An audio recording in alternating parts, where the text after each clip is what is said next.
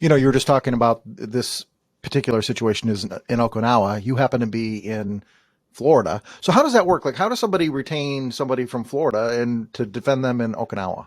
Yeah, it's surprising how many cases I still get out of Asia. I mean, my prior law firm was out in Hawaii, and I was stationed out in Korea. And when my law firm in Hawaii, we only took on cases in Asia. So we only took on cases in Korea, Okinawa, Guam, mainland Japan, and Hawaii.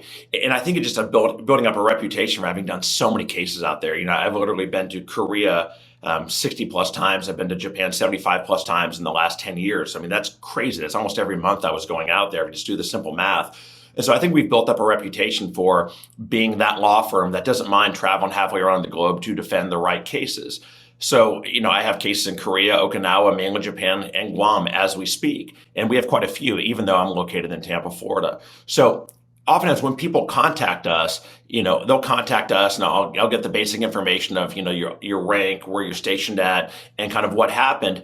And if it's the right case that we're going to take on, and if we're the right attorneys for you, it's no problem taking on a case in Asia. We really change our battle rhythm here at the office in terms of timing, right? Because it's a 12-hour time zone difference. So we're often, Ben and I here, often pretty late into the evening because we have so many clients in Asia, because when it's evening for us, it's morning for them. So almost everything that can be done, you don't need someone on the ground out in Asia.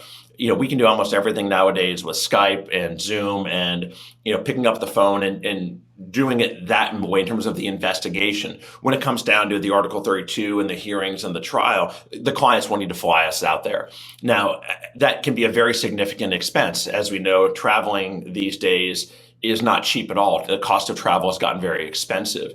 And so travel to Asia is just going to be expensive. There's no way around that. And that's the client is required to pay the costs of the travel, the lodging, per diem. It's no different than going TDY or TAD. And so that's really going to be on the client to cover those expenses. But from our perspective, we have no issue whatsoever taking cases out in Asia. We still love taking cases out there because we see Asia is a unique place for the military.